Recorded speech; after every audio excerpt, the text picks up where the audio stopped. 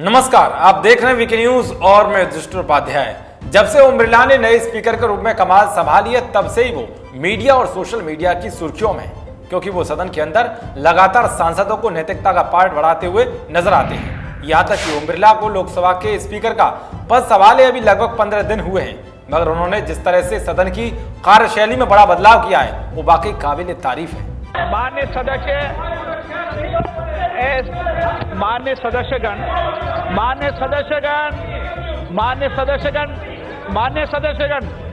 आप बैठिए। मान्य सदस्य, मान्य मंत्री महोदय को आप संपूर्ण जवाब देने दीजिए। आपको कोई बात इंक्वायरी करनी तो फिर जवाब देंगे आपका, लेकिन आप बीच में डिस्टर्बेंस मत करिए। मैं मान्य सदस्यों से फिर आग्रह कर रहा हूं, आप इंग्लिश में ट्रांसलेशन कर लीजिए। माननीय सदस्यगण, ये सदन नियम प्रक्रिया से चलता है और हम जब सदन में बैठे हैं तो सदन की गरिमा बनाने का काम हम सबका है।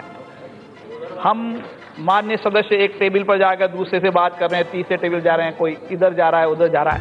यहाँ तक कि लोकसभा स्पीकर ओम बिरला ने सदन में हिंदी भाषा पर भी काफी जोर दिया है।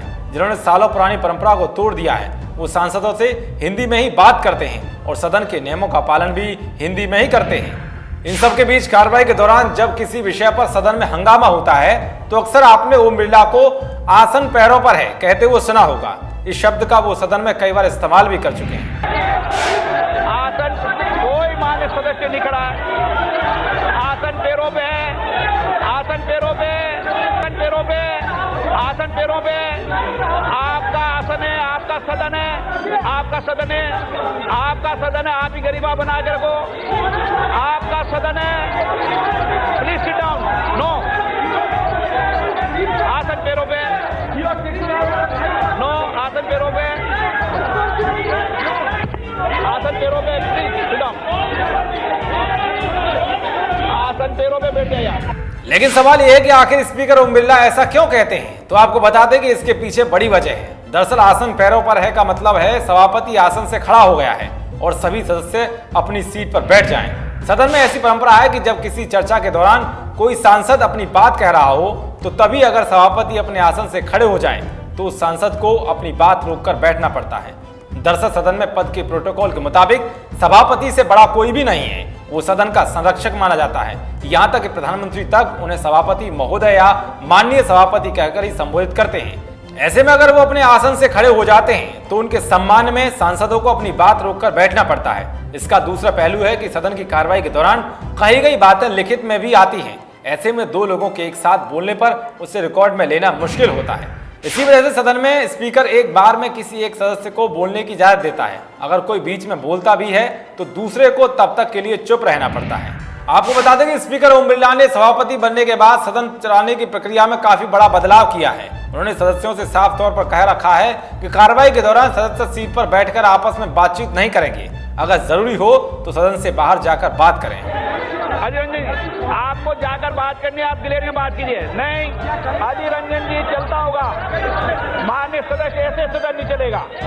आपको बात करनी है, आप गैलरी में बाहर जाकर बात करिए।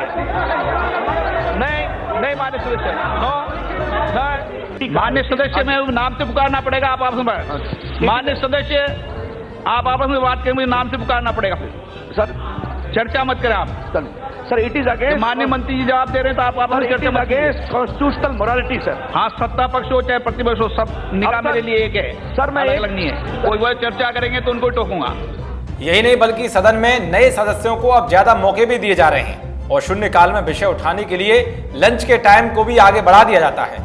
साथ ही बिरला लंबे वक्त तक लोकसभा की कार्रवाई के दौरान बैठे रहते हैं। वे कई बार लंच के लिए भी लेट कर देते हैं ताकि सांसदों को ज्यादा से ज्यादा लोगों के महत्व के मुद्दे उठाने का मौका मिले। तो वहीं अपने कार्यकाल के पहले हफ्ते में ही स्पीकर ओम बिरला ने अपने नाम एक नया रिकॉर्ड भी बना दिया है। उन्होंने कामकाज के पहले हफ्ते में ही पहली बार चुने गए 93 सांसदों को कम से कम एक बार सदन में बोलने का मौका दिया है। सांसदों को अपनी बात रखने का ये मौका 0 आवर में मिला है। पिछली लोकसभा की बात करें तो पहले पूरे सत्र में महज 60 सदस्यों को ही बोलने का मौका मिला था, जो इस बार के मुकाबले काफी कम है। जिस तरह से लोकसभा स्पीकर ओम बिरला सदन की कार्रवाई में लगातार बदलाव कर रहे हैं, उस पर आपकी क्या राय है? कमेंट बॉक्स में जरूर बताएं। देश और दुनिया की तमाम खबरों को पाने के लिए देखते रहिए वीके न्यूज। शुक्रिया।